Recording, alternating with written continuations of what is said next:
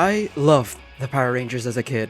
I remember one of my childhood birthday cakes being decorated with the Rangers.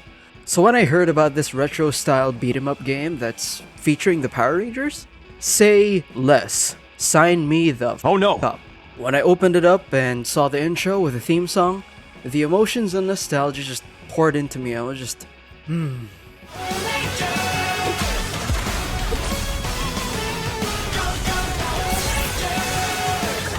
But, is nostalgia the only thing it has? Well, let's power up our crystals and dive into this game.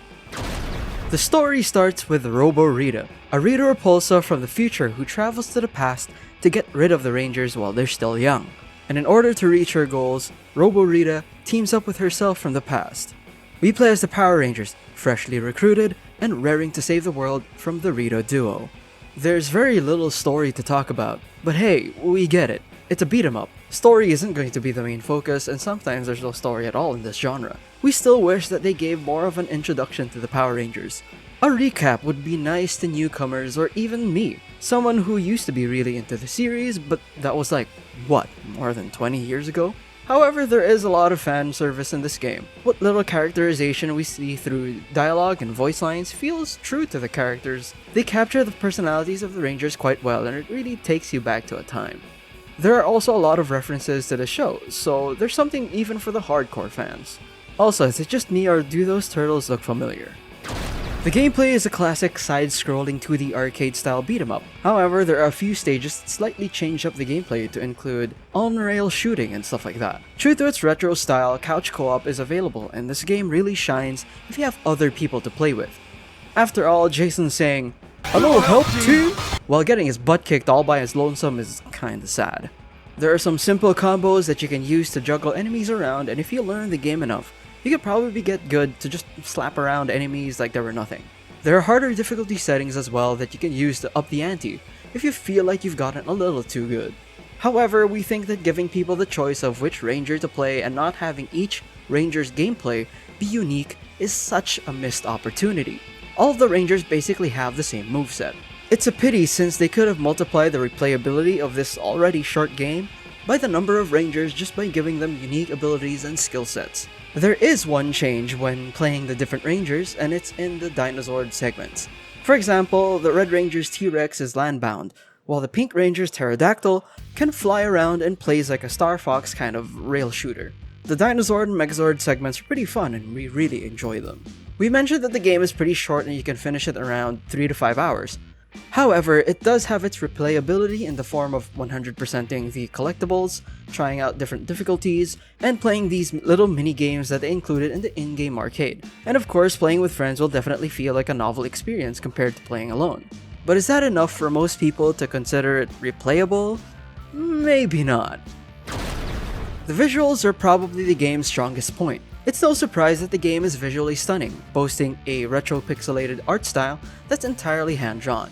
Each character looks fantastic and the monsters they face are brought to life brilliantly, in pixel form. They took a lot of care in making this game look and feel the part of an old-school beat-em-up game. They even have a setting to change the CRT scanlines in the style that you prefer. I especially love the inclusion of character portraits. Rita, in particular, looks absolutely menacing in the best way possible. Just like the show, the game is a vibrant, eye-catching spectacle that's a true feast for the eyes. I already said that the theme song was amazing at the start of this video. It definitely primed me to experience this game. What I didn't expect was how the rest of the soundtrack would be as amazing as the initial impact I received from the intro.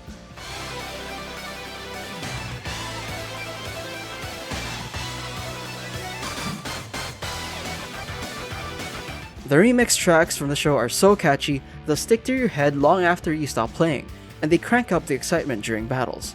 The themes in this game are pretty damn hype, like, whoo boy. The voice acting is also spot on. Everyone nails the personality of their characters and it really feels like you're watching the show come to life. However, another missed opportunity rears its ugly head as they could have definitely gone the fully voiced option here, especially since the game is fairly short with little dialogue in the first place. Then again, that would retract from the retroness just a tad, so I understand not including voice in that aspect. Mighty Morphin Power Rangers Rita's Rewind was a wonderful ride down memory lane.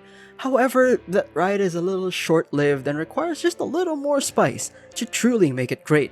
Sure, the game is $35, but with how many amazing indie games are out there for the same price or less, unless you're a huge fan or if you have friends to play and split the bill with, we suggest waiting for a sale to get this game. But if you're a huge fan of our color-coded champions, it's hard to put a price on the good vibes you'll get from this game. With all that said, we're giving Power Rangers Rita's Rewind an 80. That's all we have to say about the game. What did you think about it? What was your favorite Power Rangers iteration? Ninja Storm? SPD? I'm partial to the OGs myself. But tell us all about it in the comments. Like if you like, subscribe for more video game related content. This has been GameMate, and we'll see you next time.